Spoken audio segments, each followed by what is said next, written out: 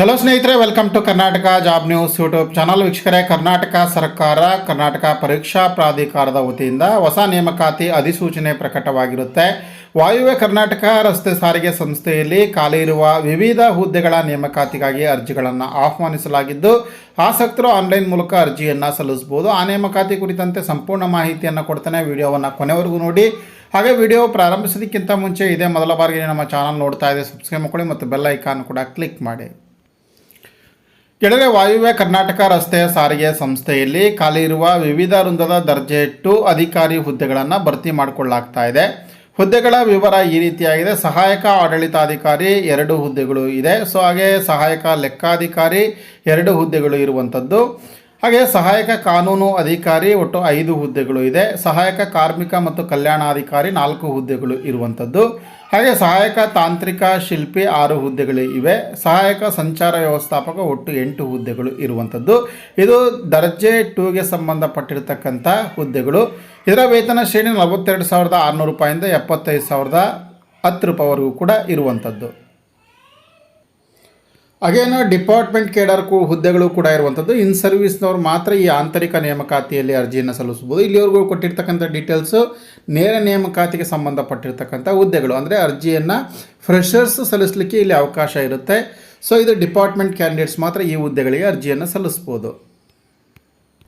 Qualification ಏನೇನು ಬೇಕು ಅಂತಂದರೆ, ಸಹಾಯಕ ಆಡಳಿತಾಧಿಕಾರಿ ಹುದ್ದೆಗಳಿಗೆ ಸೋಷಿಯಲ್ ವರ್ಕ್ ಅಥವಾ ಬಿಸ್ನೆಸ್ ಅಡ್ಮಿನಿಸ್ಟ್ರೇಷನ್ ಅಥವಾ ಪರ್ಸನಲ್ ಮ್ಯಾನೇಜ್ಮೆಂಟ್ ಅಥವಾ ಹ್ಯೂಮನ್ ರಿಲೇಷನ್ಸಲ್ಲಿ ಮಾಸ್ಟರ್ ಡಿಗ್ರಿಯನ್ನು ಮುಗಿಸಿರಬೇಕಾಗತ್ತೆ.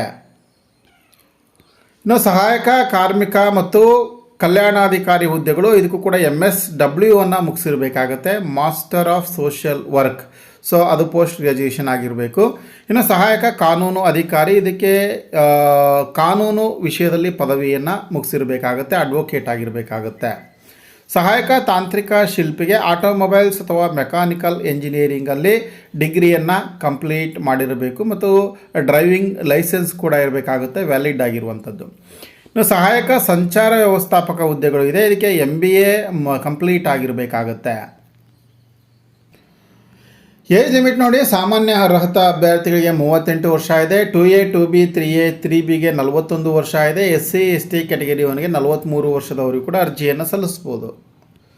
ಅರ್ಜಿ ಸಲ್ಲಿಸುವ ವಿಧಾನ ಆನ್ಲೈನ್ ಮೂಲಕ ಅರ್ಜಿಯನ್ನು ಸಲ್ಲಿಸಬೇಕಾಗುತ್ತೆ. ಆನ್ಲೈನ್ ಅರ್ಜಿ ಸಲ್ಲಿಸುವ ಪ್ರಾರಂಭ ದಿನಾಂಕ ಬಂದುಬಿಟ್ಟು 21/11/2025. ಹಾಗೆ ಕೊನೆಯ ದಿನಾಂಕ 10/12/2025.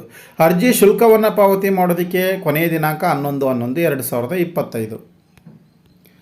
ಸೊ ಅರ್ಜಿ ಶುಲ್ಕ ನೋಡಿ, ಸಾಮಾನ್ಯ ಅರ್ಹತಾ ಮತ್ತು ಇತರೆ ಅಭ್ಯರ್ಥಿಗಳಿಗೆ 750 ರೂಪಾಯಿ ಇದೆ. ಹಾಗೆ SC ST ಕ್ಯಾಟಗರಿ 1 ಮತ್ತು ಮಾಜಿ ಸೈನಿಕರಿಗೆ 500 ರೂಪಾಯಿ ಇದೆ. ವಿಕಲಚೇತನ ಅಭ್ಯರ್ಥಿಗಳಿಗೆ 250 ರೂಪಾಯಿ ಅರ್ಜಿ ಶುಲ್ಕ ಇದೆ.